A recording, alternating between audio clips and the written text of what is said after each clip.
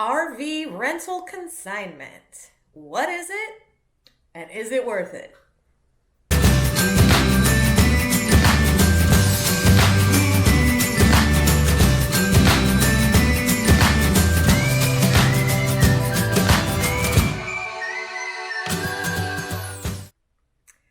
Hey y'all, welcome to the Ginger Walkabout. Let's talk about RV rental consignment. So y'all might be familiar with consignment for selling your rig, but you may not be as familiar with consignment for renting your rig. So it's basically you give your RV to the consignment folks and they do all the work, right? They do all the bookings and managing that. They do the cleaning, they do the maintenance, they do repairs, they do everything, right? And then they send you a check. So that's what I did with Lucille. So let's get into some reasons why, and some things that happened, and why I'm not consigning anymore. And anyway, let's just get into it. Okay, so I decided to do rental consignment on the van after I had had a few rentals under my belt. First of all, I live in the middle of nowhere, okay? I'm an hour and a half drive from Dallas, down a dirt road. So to get people to come out here to pick up the van, was I'm sure hurting my, rental potential. Also, it's a lot of work. It's a lot of work, to get that van ready. I know it's small, but it's not just cleaning the inside and laundering all the linens. It's also like cleaning the outside. That's a lot. Dumping tanks. I don't have a place to dump tanks here on my property, so I have to go somewhere to dump tanks. Just stuff like that, right? It's a lot of work. And, if I'm going away for a weekend or something, then I have to pull it off the, rental market because I'm not going to be here for someone to come pick it up or return it. So anyway, these were basically the reasons that I looked into rental consignment. So I looked around and I found a company less than an hour from where I live that does consignment. And I talked to the guy, super nice, family business, like 20 units. He owns half of them himself. The other half are consignment. Little mom and pop operation, right? And they do it the way I like to do it, right? Like, it's kind of like an Airbnb RV, right? Like, everything's included. Linens, dishes, silverware, everything. Bring your clothes, bring your food, and you're off, right? And I was already set up to do that. So I didn't have to spend a bunch of money and buy stuff. I was pretty much already doing that. And so that's who I ended up going with. They came and picked up the van. That was one thing I insisted on because I just didn't have any way else to get it down to them. Him and his son came and picked it up. And we did a walkthrough. And then they took the van, I guess in April? Late April? May? Anyway.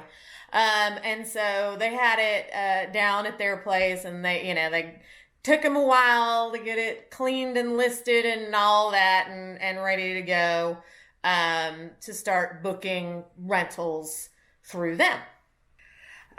So they had it for 3 months, and unfortunately, only had it booked 3 times. And that is the big reason that I went and stopped doing the consignment and picked it up, was because it just, they weren't getting the rentals, that, if they had it rented twice as much, then it would have been bringing in the money and it would have made sense. But they weren't getting it rented out, even though they were listed on Outdoorsy and RV Share and on their own website and stuff, but it It wasn't getting the rentals. So that's the main reason I went and picked it up. But we did have a few other misunderstandings and glitches. And so I want to get into those. So if you're thinking about possibly using a consignment company, these are some things you need to be on the lookout for. So, of course, the first one is you've got to negotiate your terms, right? So your fees and your split, and know how it's going to be stored, who's cleaning it, all that kind of stuff. So the guy I went with was 50-50. And that seems like it's probably pretty standard, is a 50-50 split of the base rent, right? So if it's listed at $250 a night, 3-night minimum. So, you're splitting that $250 a night, 50-50. But any additional mileage, now he allowed 150 miles per day before you got into mileage overages, but any miles they went over the standard, I got 100% of that. And I mean, that kind of makes sense, right? Because that's bringing down your value of your vehicle. And so that's a hit you're taking personally. So yeah, you got 100%. So 50-50 on the nightly rental rate. And then any mileage overage I got. Then there's the fees. Now, these are where you gotta really know what you're getting into and buyer beware and whatnot, right? So, this guy charged an initial $250 to clean the rig, to, sterilize and whatever COVID-ize the rig, which I thought was a little excessive. Because, he charges the same amount for a big old fifth wheel toy hauler.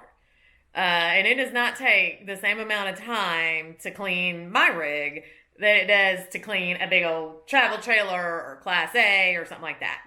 So, but this guy, he would not budge on his fees. So I went with it, but in hindsight, I would have negotiated harder probably, because of that. Anyway, so $250 for the initial cleaning. And then if I personally used the van, when I brought it back, he would then charge me $100 to clean it. So that was the owner discount to clean the van. Because normally, he charges renters $125 to clean the van. So when I had the rig listed for rent on Outdoorsy or RV Share, the cleaning fee was included in the rental fee, right? Because, I mean, you're not going to rent a dirty van. So it wasn't like an optional thing. So it was just part of you're paying a nightly rate, and that includes cleaning when you bring it back. He charged cleaning as a separate fee. So $250 a night for the rental, and then an additional $125 to clean the rig. So then the thing you need to know is, how is the rig going to be stored, right? Is it going to be stored inside? Is it going to be stored outside? Is it, what are we looking at here? And the guy I went with, he actually uses part of a boat and RV storage facility to run his business out of. And so all the rigs were stored. I mean, you could pay to have it stored in covered space, whatever the fee is at that storage facility. But normally, and what I did is, it's stored outside within the locked gates of the storage facility, but it's not covered or anything. It's just sitting in the lot. And so, that compared to her being in my garage, obviously prefer it to be in my garage. That would be better, but is what it is, right? So it was stored outside. Now, the consignment guy, he passes along the storage fee to his owners. So I had to pay the $50 a month to store my RV at this storage lot. And I thought that was a little, I mean, it was only $50. And honestly, I mean, if the van was getting rented regularly, then I would have been a lot better with it. But that was like just another fee that was getting passed on to me that I guess I just don't like fees. But yeah, I don't know. I felt like that should just be part of the rental deal. But anyway, so again, it's just another fee that you need to be aware of going in. Okay, so in addition to just not getting the rentals that I think both he and I were expecting it to get, we did have a situation that led me to information about how he ran his show that I did not care for. We had on the books, a 12-day rental over 4th of July weekend. So that was going to be some money. And he texted me, the consignment owner texted me the day they were picking up to start their rental and said, bad news, the renters showed up and they were going to try to put 5 people in the van. And I just couldn't let them do that. And so I had to move them into one of my Class C's, and off they went. And I was like, well, did they lie to you and tell you that there was only 2 people and then show up with 5 people? Because if that's the case, then they should be losing some of their deposit because that's not okay. And he said, well, no, I don't talk to them before they come to pick up the rig. I'm like, what? So normally on like RV Share Outdoorsy, you have to approve the rental, first of all, unless you have Instabook on. But even then, and so you get a request to rent and then you ask the potential renter questions, right? Like, where you going? How many people? Are you bringing a pet? Like, what's up? Because you don't want them trying to pile 10 people in a van and go to Burning Man, right? And so I was shocked that this consigner didn't have any contact with renters until they literally came to pick the vehicle up. Like, doesn't know what level of RVer, like, have they ever RV'd before? Do they have experience? If it's a towable, like, does your truck can it even tow? Like, how do you not talk to these people? And he said, well, I don't have time. I'm so busy turning rigs that I just don't have time to talk to people before they come to pick things up. I'm just like, he said it happens usually a few times a year that someone shows up to pick up a rig and for whatever reason it doesn't work.